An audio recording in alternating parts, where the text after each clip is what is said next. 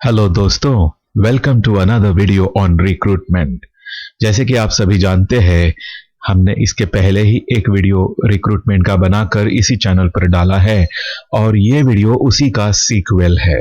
उस वीडियो में मैंने काफी सारी प्रिलिमिनरी बातें रिक्रूटमेंट प्रोसेस के बारे में बताया था और अब इस वीडियो में मैं आगे और कुछ महत्वपूर्ण बातें रिक्रूटमेंट प्रोसेस की आपके साथ शेयर करने वाला हूं, तो प्लीज बने रहिए वीडियो पर। दोस्तों, इस वीडियो में हम समझेंगे प्रोसेस ऑफ रिक्रूटमेंट के बारे में। तो रिक्रूटमेंट प्रोसेस जो होती है उसमें इन्वॉल्व होती है तीन बातें। पहली, रिक्रूटमेंट के स्रोत निश्चित करना, यानी कि determining the sources of recruitment. Number two, laying down qualifications for recruitment, यानी रिक्रूटमेंट की जो क्वालिफिकेशंस है वो निर्धारित करना। और नंबर तीन, inviting applications from the qualified candidates and making selection from amongst the applicants। तो तीसरी जो महत्वपूर्ण प्रोसेस होती है कि क्वालिफाइड कैंडिडेट से अर्जी मंगाना और उस अर्जी में से जो कॉम्पिटेंट है उनका सिलेक्शन करना। तो ये तीनों स्टेजेस हम वन बाय वन करके थोड़ा सा डिटेल में समझ लेने वाले हैं। तो पहली जो बात होती है identifying the sources of recruitment. इसमें क्या होता है कि रिक्रूटमेंट ये अलग अलग सोर्सेस से की जा सकती है। Recruitment can be done through many different sources और इसीलिए रिक्रूटमेंट किस स्रोत से कौन से एक्सटेंट तक की जाएगी यह मैटर ऑफ पॉलिसी हो सकता है एम्प्लॉयर का। तो यानी ये पॉलिसी मैटर से गवर्न होता है, कौन से स्रोत से कितने परसेंट में किस टाइप की रिक्रूटमेंट की जाएगी। अब देखिए, रिक्रूटमेंट ये ब्रॉडली दो कैटेगरीज में डिवाइडेड होती है। एक तो इंटरनल सोर्स ऑफ रिक्रूटमेंट, मेरे बोलने का मतलब है सोर्स ऑफ रिक्रूटमेंट जनरली दो कैटेगरीज में डिवाइडेड होती है, internal source of recruitment and external source of recruitment.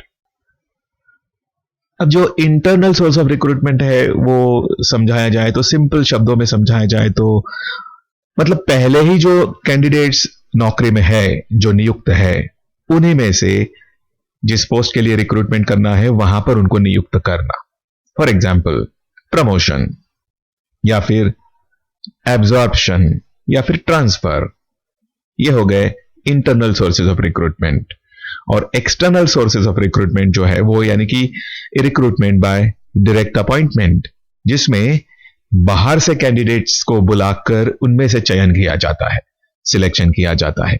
जो डायरेक्ट अपॉइंटमेंट जो बोलते हैं, अपॉइंटमेंट बाय नॉमिनेशन जिसको कहते हैं, वो है एक्सटर्नल सोर्स ऑफ रिक्रूटमेंट।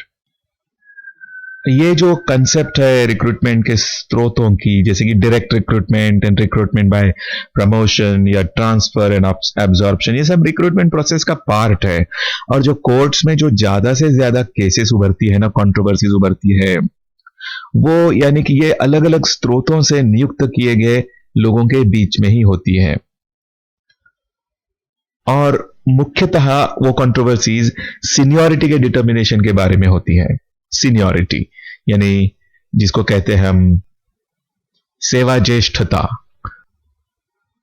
अब ये जो प्रिंसिपल है ना कि रिक्रूटमेंट अलग अलग सोर्सेस से हो सकती है, ये प्रिंसिपल कई बार एक प्रॉब्लम को जन्म देता है। वो प्रॉब्लम यानी कि डिफरेंट सोर्सेस ऑफ रिक्रूटमेंट में क्या रेशो होना चाहिए। फॉर एग्जाम्पल, ये हो सकता है कि रिक्रूटमेंट के रूल ये प्रोवाइड करते हो कि 60% of the post should be filled by promotion and 40% by direct recruitment, या फिर कोई और रेशो। जैसे कि इस एग्जांपल में हमने देखा 60-40 रेशो है। अब इस चीज को कॉमनली कहा जाता है द कोटा रूल। यानी कि मान लो अगर वहां 100 पोस्ट्स का कोई काडर है, सर्विस काडर है, और प्रमोटीज का कोटा रहेगा उसमें 60 पोस्ट्स, और जो बचा है 40 पोस्ट्स, वो कोटा रहेगा डायरेक्ट रिक्रूट्स का।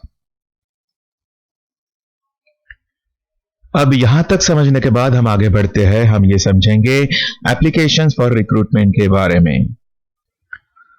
तो जनरल रूल ये कहता है कि पब्लिक एम्प्लॉयमेंट के किसी भी पोस्ट पे अपॉइंटमेंट करते वक्त, मतलब कि रिक्रूटमेंट प्रोसेस टेकअप करते वक्त, जनरल रूल ये कहता है कि एप्लीकेशंस मंगाई जाए एलिजिबल कैंडिडेट्स से, और ये एसेंशियल कंडीशन होगी। मतलब कि कैंडिडेट से एप्लीकेशन मंगाना ये एक महत्वपूर्ण शर्त हो सकती है, होती है रिक्रूटमेंट प्रोसेस में, डायरेक्ट रिक्रूटमेंट में, और ये एक पहला नियम है। वो एप्लीकेशंस इनवाइट करने का मोड जो होगा, मतलब mode of inviting the applications, ये मात्र एम्प्लॉयर के डिस्क्रिशन पर निर्भर होगा। ऑफ कोर्स वो संवैधानिक प्रावधानों के अधीन रहेगा, उसका डिस्क्रिशन होगा एम्प्लॉयर का। इसका मतलब यह नहीं है कि वो असंवैधानिक तरीके से कुछ कर पाएगा, एप्लीकेशंस इनवाइट कर पाएगा, ऐसा नहीं है। संविधान के अंदर ही रह के उसे ये सब चीजें करनी होगी। और संविधान के अंदर रह के क्यों करना है? क्योंकि सभी को इक्वल अपॉर्चुनिटी मिलनी चाहिए। यह बहुत महत्वपूर्ण बात है। It should provide equal opportunity for all eligible candidates. यह बात की पूर्तता होनी जरूरी है। हमारे भारतीय संविधान का आर्टिकल 16 जो है, आर्टिकल 16, ये एक एक्सप्रेस प्रोविजन करता है for equality of opportunity in the matters relating to appointment to any office under the state। तो कानून में ऐसा माना गया है कि जो वैकेंसीज होती है उनके बारे में जो पब्लिसिटी की जाती है, ये एक फंडामेंटल राइट फुलफिल करने का एक श्योर रास्ता है। जो आर्टिकल 14 और 16 की जो रिक्वायरमेंट्स है उसे फुलफिल करने का ये श्योर रास्ता है कि पोस्ट्स की, यानी कि वैकेंसीज की बहुत पब्लिसिटी की जाए। तो वैकेंसीज एडवर्टाइज करना ये बहुत ही कॉमन तरीका है पब्लिसिटी करने का, और बहुत सारे नंबर्स में एप्लीकेशंस इनवाइट करने का, और इसी को कहते हैं inviting applications from open market. और ये एप्लीकेशंस इनवाइट करने के बाद फिर सिलेक्शन प्रोसेस कंडक्ट की जाती है। वहां पर एक एक्सपर्ट की बॉडी अपॉइंट की जाती है, या फिर कोई सिलेक्शन कमिटी स्पेशली कॉन्स्टिट्यूट की जाती है, जिसके मेंबर्स फेयर और इम्पार्शियल होना अपेक्षित होता है। और साथ में हो सकता है कोई रिटन टेस्ट या इंटरव्यू या दोनों तीनों का कॉम्बिनेशन। जो भी योग्य पद्धति लगे वो पद्धति से सिलेक्शन होने के बाद फिर सिलेक्शन लिस्ट बनती है, और यह सिलेक्शन लिस्ट अर्थात मेरिट पर ही होना अपेक्षित होता है। अब क्या एडवर्टाइजमेंट में जो कुछ भी लिखा जाता है, जो भी शर्तें लिखी जाती है, वो रिलैक्स की जा सकती है क्या? ऐसा सवाल कभी कभी पैदा होता है। तो देखिए, इसका जवाब यह है कि वो तभी रिलैक्स करी जा सकती है एम्प्लॉयर की तरफ से जब एम्प्लॉयर को ऐसा अधिकार, ऐसी शक्ति कानून द्वारा दी गई हो। अगर ऐसा रिलैक्सेशन करने की शक्ति एम्प्लॉयर को कानून नहीं देता है तो एम्प्लॉयर को ऐसी शर्तें रिलैक्स करने की कोई भी शक्ति या कोई भी अधिकार नहीं होता। 2006 में एक केस हुई थी जिसका नाम है Indian institute of technology versus Parasnath Tiwari.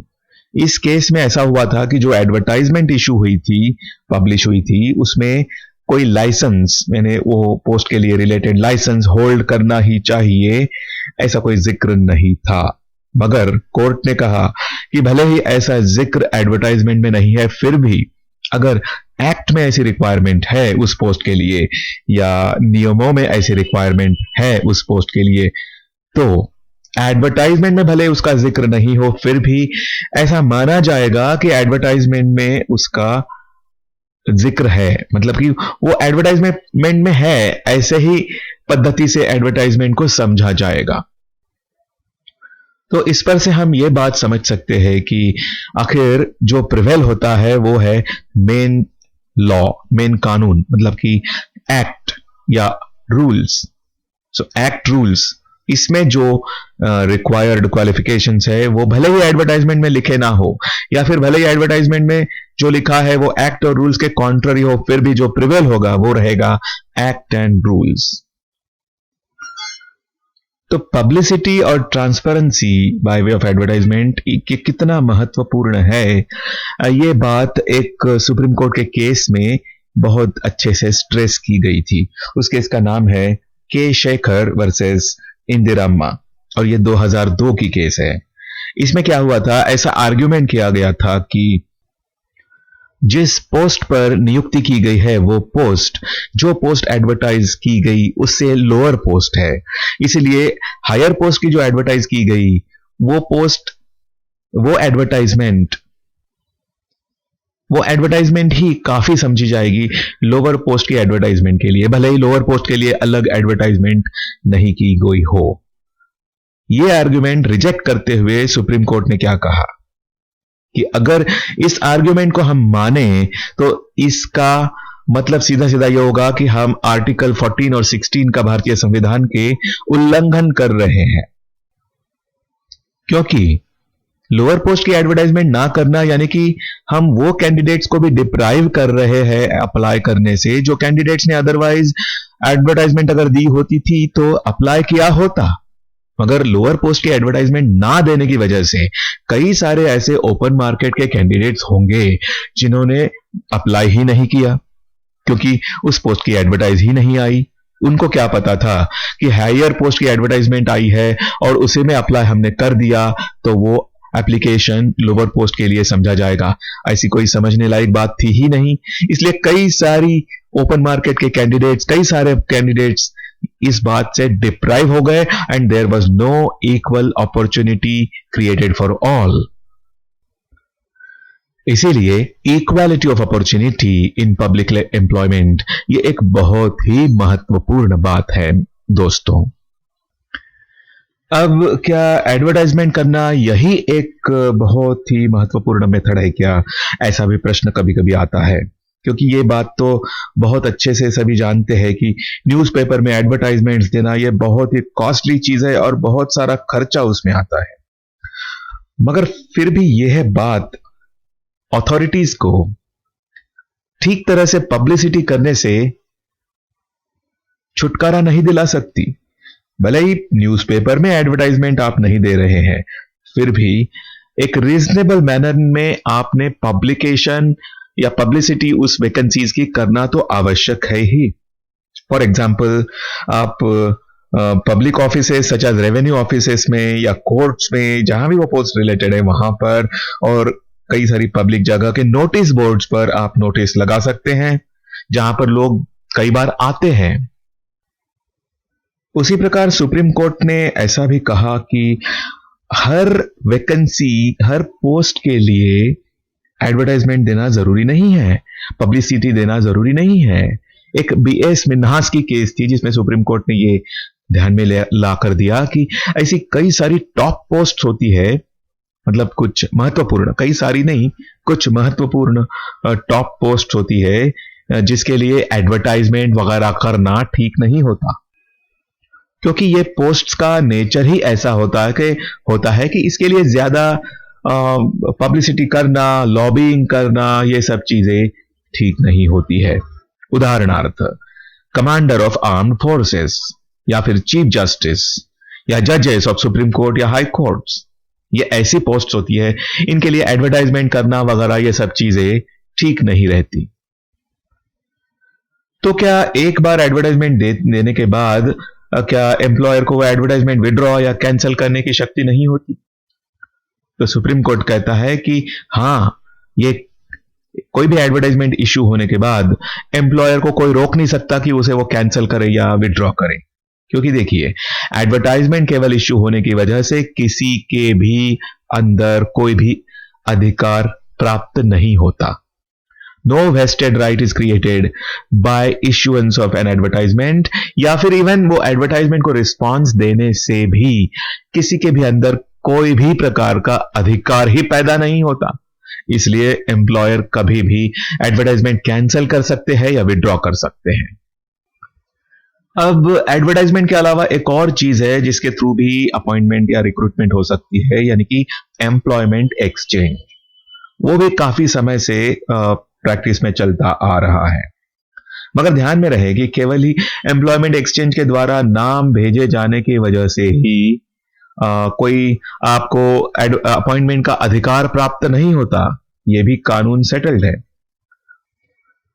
1987 में Union of India versus N Hargopal, इस केस में सुप्रीम कोर्ट ने क्या कहा? उन्होंने कहा कि दोनों पद्धति से आपने कैंडिडेट्स बुलवाना, यानी कि एम्प्लॉयमेंट एक्सचेंज से भी और साथ में एडवर्टाइजमेंट करने से भी, ये ज्यादा कंसिस्टेंट रहेगा with fair play, justice and equality. यानी कि हमारे संविधान से ये ज्यादा ट्यून में रहेगा। ऐसे नहीं कि केवल एम्प्लॉयमेंट एक्सचेंज से ही नाम बुलवा लिए या केवल एडवर्टाइजमेंट से ही नाम बुलवा लिए। तो जहां जहां एम्प्लॉयमेंट एक्सचेंज द्वारा नोटिफिकेशन मतलब कि रिक्विजिशन करना जरूरी है, वहां वो भी करना चाहिए और साथ में उन पोस्ट की एडवर्टाइजमेंट भी करना चाहिए। तो consideration of candidate sponsored by employment exchange only is illegal, और इसीलिए कोर्ट्स ने डायरेक्शन दिए कि सभी जो कैंडिडेट्स हैं एम्प्लॉयमेंट एक्सचेंज वाले, उनके साथ दूसरे सोर्सेस से भी, मतलब कि एडवर्टाइजमेंट वाले जो कैंडिडेट्स थे उनका भी विचार किया जाए। ऐसा कोर्ट ने एक केस में निर्देश दिए थे, जो इसका नाम है Manik Chandra Das versus State of West Bengal. अब पहली दो चीजें देखने के बाद, यानी कि identifying the sources of recruitment and second चीज इनवाइटिंग एप्लीकेशंस थ्रू एडवर्टाइजमेंट और थ्रू अदर मीन्स, ये देखने के बाद हम तीसरे मुद्दे पर बढ़ते हैं। वो है कि eligibility and qualifications of the candidates for recruitment process. तो जैसे कि मैंने पहले ही बताया कि ये जो रिक्विजिट एलिजिबिलिटी क्राइटेरिया होता है और क्वालिफिकेशन फॉर रिक्रूटमेंट होते हैं, ये मालिक निर्धारित करता है। ये अपॉइंटिंग अथॉरिटी का प्रेरोगेटिव होता है। कोर्ट्स ने कहा है कि नॉर्मली ये तो राज्य का, यानी कि मालिक का अधिकार होता है कि वो जो नौकर भर्ती करने चाहते हैं उनके क्वालिफिकेशंस क्या होंगे, और इस मामले में कोर्ट दखलंदाजी नहीं कर सकता, क्योंकि मालिक की क्या जरूरत है और किस टाइप के कैंडिडेट्स उसे चाहिए, ये मालिक ही अच्छी तरह से जानता है। फॉर एग्जाम्पल, अगर कंप्यूटर का बेसिक नॉलेज ही नहीं होगा तो जो पोस्ट है जिसके लिए कंप्यूटर का नॉलेज जरूरी है, उस पोस्ट के लिए कंप्यूटर का नॉलेज इसेंशियल होना चाहिए। ऐसा निर्धारित करना यह मालिक का प्रेरोगेटिव है। अब ये क्वालिफिकेशन बदलना क्या एम्प्लॉयर का अधिकार में है? तो इसका जवाब है हाँ, एम्प्लॉयर के अधिकार में तो है, मगर उस पर कुछ लिमिटेशंस होते हैं। जो एम्प्लॉयर का क्वालिफिकेशन बदलने का प्रेरोगेटिव होता है, ये एब्सोल्यूट नहीं है, इस पर कुछ लिमिटेशन है। इन द सेंस कि अगर एम्प्लॉयर को उस क्वालिफिकेशन में कोई चेंज करना है तो वो सिलेक्शन प्रोसेस इनिशिएट होने के बाद उसको अच्छी तरह से पब्लिसाइज करे प्रॉपर पद्धति से, जैसे कि कोई कोरिजेंडम निकाल कर, और उसके बाद उस चेंज के बाद जो एप्लीकेशंस आएंगे कैंडिडेट्स के, उन पर भी विचार करें। तो मालिक का यह जो अधिकार पर जो लिमिटेशन है, इसको हमेशा ऐसा इंग्लिश में कहा जाता है कि changing the rules of game after the game has commenced, यानी खेल शुरू हो जाने के बाद खेल के नियम बदलना, या आफ्टर इट इज प्लेड, या खेल खत्म होने के बाद खेल के नियम बदलना। अब हम ये समझेंगे कि रिक्रूटमेंट के लिए जो एलिजिबिलिटी की तारीख होनी चाहिए वो कौन सी होनी चाहिए। तो 2003 में एक सुप्रीम कोर्ट की केस हुई थी जिसका नाम है शंकर मंडल वर्सेस स्टेट ऑफ बिहार। इस केस में कोर्ट ने क्या कहा था कि जहां पर अगर कट ऑफ डेट जो है वो निश्चित करनी है, तो वो जो रूल्स है उस रूल में अगर दिए है, पहले से ही प्रिस्क्राइब्ड है कि ये कट ऑफ डेट रहेगी एलिजिबिलिटी की, तो वो रूल्स के हिसाब से ही जाना पड़ेगा, पहली बात।